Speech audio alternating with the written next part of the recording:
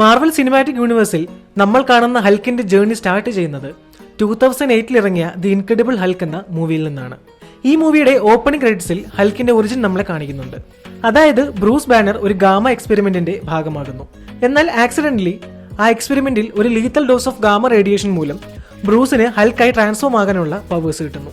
പക്ഷെ ഇവിടെ വരുന്ന ഏറ്റവും വലിയൊരു ചോദ്യം എന്തെന്നാൽ, ശരിക്കും ഹൽക്കിന്റെ ഒറിജിൻ ഇത്ര മാത്രമേ ഉള്ളൂ? The simple answer is no. ഹൽക്കിന്റെ ഒറിജിൻ വളരെയധികം കോംപ്ലിക്കേറ്റഡ് ആണ്.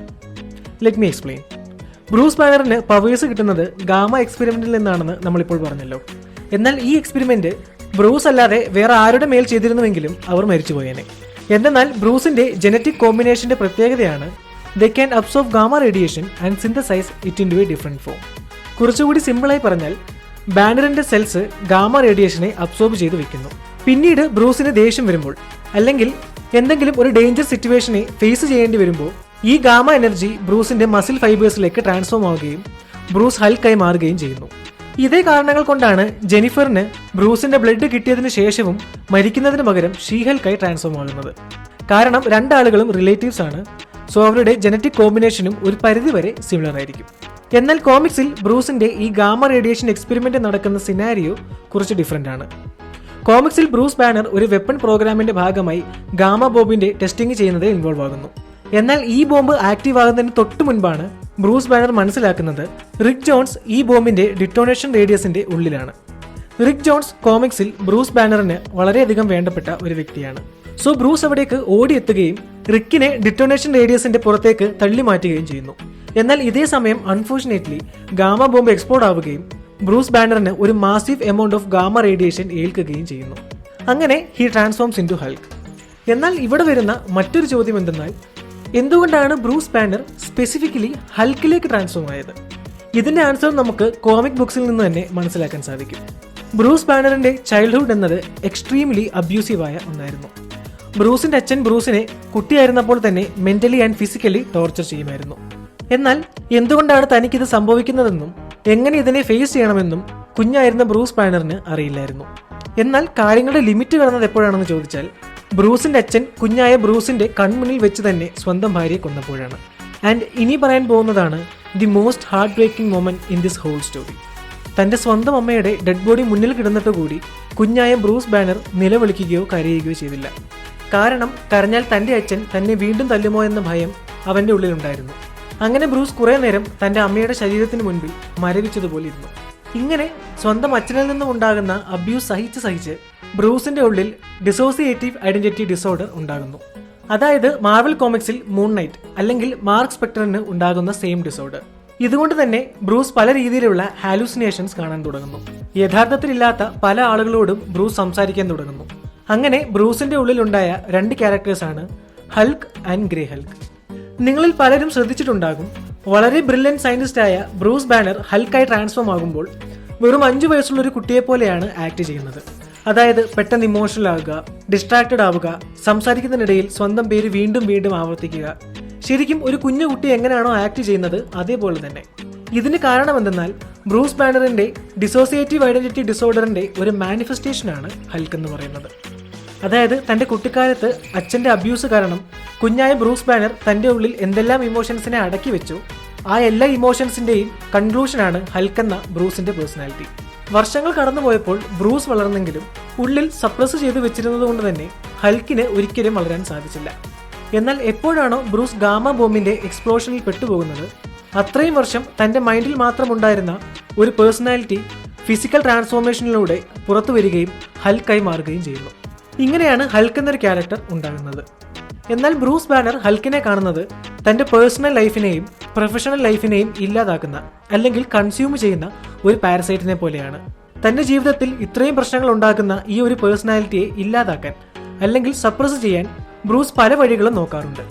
ഇൻക്രെഡിബിൾ ഹൽക്കിൽ കാണിക്കുന്ന മെഡിറ്റേഷൻ തൊട്ട് ബ്രാൻഡ് ന്യൂ ഡേയിൽ നമ്മൾ കണ്ട ഇൻഹിബേറ്റർ വരെ ഇതിന്റെ എക്സാമ്പിളാണ്. ഈ കാര്യങ്ങളെല്ലാം മൂവിയിലും നല്ലതുപോലെ തന്നെ എക്സ്പ്ലോർ ചെയ്യുന്നുണ്ട്. എന്നാൽ മൂവീസിൽ കാണിക്കാത്ത മറ്റൊരു കാര്യം എന്തെന്നാൽ, ഹൽക്കിനെ സംബന്ധിച്ചും കാര്യങ്ങൾ ഇതേപോലെ തന്നെയാണ്. അതായത് എത്രത്തോളം ബ്രൂസ് ബാനറിന് തന്റെ ശരീരവും മൈൻഡും ആവശ്യമാണോ, അത്രത്തോളം തന്നെ ഹൽക്കിനും തന്റെ ബോഡിയും മൈൻഡും ആവശ്യമാണ്. സോ ഈ ഒരു കാര്യത്തിന് വേണ്ടി ഇവർ രണ്ടുപേരും കോമിക്കിലും മൂവീസിലും ഒരുപാട് സ്ട്രഗിൾ ചെയ്യാറുണ്ട്. എന്നാൽ ബ്രൂസ് വളരെ ഇന്റലിജന്റ് ആയ ഒരു പേഴ്സൺ ആയതുകൊണ്ട് തന്നെ ഹൽക്കിനെ എങ്ങനെ സപ്രസ് ചെയ്യണമെന്ന് ബ്രൂസിന് നന്നായി അറിയാം. സോ നമ്മൾ കുറച്ചു മുൻപ് പറഞ്ഞിരുന്നു, ബ്രൂസ് ബാനർ തന്റെ കുട്ടിക്കാലത്ത് ഡെവലപ്പ് ചെയ്തത് 2 പേഴ്സണാലിറ്റീസ് ആണ്. അതിൽ ഒന്നാമത്തെ പേഴ്സണാലിറ്റി ആയ ഹൽക്കിനെ കുറിച്ച് നമ്മൾ ഓൾറെഡി സംസാരിച്ചു. ഇനി രണ്ടാമത്തെ പേഴ്സണാലിറ്റി ആയ ഗ്രേ ഹൽക്ക് ആരെന്ന് നോക്കാം. മാവൽ കോമിക്സിന്റെ ദി ഇൻക്രെഡിബിൾ ഹൽക്ക് എന്ന കോമിക് സീരീസിൽ എപ്പോഴും ബ്രൂസും ഹൽക്കും തമ്മിൽ ഈ ഒരു ഐഡന്റിറ്റി കോൺഫ്ലിക്റ്റ് ഉണ്ടാകുന്നതുകൊണ്ട് തന്നെ ഹൽക്കിനെ തന്റെ ബോഡിയിൽ നിന്നും പൂർണ്ണമായും സെപ്പറേറ്റ് ചെയ്യണമെന്ന് ബ്രൂസ് ബാനർ തീരുമാനിക്കുന്നു. അങ്ങനെ ബ്രൂസ് ഡോക്ടർ സാംസൺ എന്ന പേരുള്ള ഒരു സൈക്യാട്രിസ്റ്റിന്റെ സഹായം തേടുന്നു. സാംസൺ ബേസിക്കലി ബ്രൂസിനെ പോലെ തന്നെ ഗാമ റേഡിയേഷൻ മൂലം പവേഴ്സ് കിട്ടിയ മറ്റൊരു വ്യക്തിയാണ്. And he's A good character. അങ്ങനെ ഇവർ ഈ പ്രശ്നത്തിന് സൊല്യൂഷൻ കണ്ടെത്താനായി ഒരു ന്യൂട്രിയൻ ബാത്ത് ക്രിയേറ്റ് ചെയ്യുന്നു. പിന്നീട് ഹൽക്കിനെ ഈ ന്യൂട്രിയൻ ബാത്തിന്റെ ഉള്ളിലേക്ക് വിടുന്നു. അവിടെ വെച്ച് ബ്രൂസ് ബാനറിന്റെ പേഴ്സണാലിറ്റിയും ഹൽക്കിന്റെ പേഴ്സണാലിറ്റിയും ഡിഫറെന്റ് ആകുന്നു, വിത്ത് സെപ്പറേറ്റ് ഫിസിക്കൽ ബോഡീസ്. അങ്ങനെ എക്സ്പെക്ട് ചെയ്തതുപോലെ തന്നെ ബ്രൂസ് ബാനറിന്റെ ലൈഫ് ബെറ്റർ ആകുന്നു. Like personal and professional life improve ആകുന്നു. ഈവൻ ബെറ്റിയുമായുള്ള ബ്രൂസിന്റെ മാരേജ് വരെ നടക്കുന്നു. എന്നാൽ ഓൺ ദി അതർ ഹാൻഡ് ഹൽക്കിനെ ഇത് അഫക്ട് ചെയ്തത് നെഗറ്റീവായാണ്. കാരണം നമ്മൾ കുറച്ചു മുൻപ് പറഞ്ഞതുപോലെ ഹൽക്കിന്റെ മെന്റൽ സ്റ്റേറ്റ് എന്ന് പറയുന്നത് ഒരു കുഞ്ഞുകുട്ടിയെ പോലെയാണ്. എപ്പോഴാണ് ബ്രൂസിൽ നിന്നും ഹൽക്കിനെ സെപ്പറേറ്റ് ചെയ്തത്, അപ്പോൾ ഹൽക്കിന്റെ പെർസ്പെക്റ്റീവിൽ നിന്ന് നോക്കിയാൽ ഒരു കുഞ്ഞുകുട്ടിയുടെ പക്കൽ നിന്നും തന്റെ പേരൻസിനെ സെപ്പറേറ്റ് ചെയ്യുമ്പോൾ അവൻ എങ്ങനെ ഫീൽ ചെയ്യുമോ അതേ രീതിയിലാണ്. അതായത് ഹൽക്കിന് എന്ത് ചെയ്യണമെന്നോ എങ്ങോട്ട് പോകണമെന്നോ അറിയില്ലായിരുന്നു. അങ്ങനെ ആരെയെല്ലാം മുന്നിൽ കണ്ടോ അവരുമായെല്ലാം ഹൽക്ക് ഫൈറ്റ് ചെയ്യാൻ സ്റ്റാർട്ട് ചെയ്യുന്നു. ലൈക്ക് ഹെർക്കുലീസ്, അവഞ്ചേഴ്സ്, നെയ്മോർ, അങ്ങനെ ഒരുപാട് പേരുമായി ഹൽക്ക് ഫൈറ്റ് ചെയ്യുന്നു. എന്നാൽ ഇവിടെ സംഭവിച്ച ഒരു പ്രശ്നം എന്തെന്നാൽ ഇങ്ങനെ 2 പേഴ്സണാലിറ്റീസിനെ സെപ്പറേറ്റ് ചെയ്തതുകൊണ്ട് തന്നെ ഒരു പരിധി കഴിഞ്ഞപ്പോൾ ബ്രൂസ് ബാനറിന്റെയും ഹൽക്കിന്റെയും ബോഡി മോളിക്കുലാർ ലെവലിൽ ഡീകമ്പോസ് ചെയ്യാൻ സ്റ്റാർട്ട് ചെയ്യുന്നു. അങ്ങനെ വേറൊരു വഴിയുമില്ല എന്ന് മനസ്സിലാക്കി ബ്രൂസ് ബാനർ വിഷന്റെ സഹായത്തോടെ 2 പേരെയും തിരിച്ചു മേർജ് ചെയ്യിപ്പിക്കുന്നു. എന്നാൽ ഹൽക്കിന് ബ്രൂസിന്റെ ബോഡിയിലേക്ക് തിരിച്ചു പോകാൻ ഒട്ടും ആഗ്രഹമില്ലായിരുന്നു. പിന്നീട് കുറെ സ്ട്രഗിൾസിന് ശേഷം അവർ ഈ ഒരു സിംബയോട്ടിക് റിലേഷൻഷിപ്പ് അച്ചീവ് ചെയ്ത് കഴിഞ്ഞപ്പോൾ ഹൽക്കിന്റെ കളർ ഗ്രീനിൽ നിന്നും ഗ്രേ ആയി മാറുന്നു. പിന്നീട് കുറെ നാളത്തേക്ക് ഹൽക്ക് ഈ ഒരു ഗ്രേ ഫോമിൽ തന്നെയാണ് കോമിക്സിൽ എക്സിസ്റ്റ് ചെയ്യുന്നത്. ഈ ഗ്രേ ഹൽക്കിന്റെ പേരാണ് ജോ ഫിക്സിറ്റ്.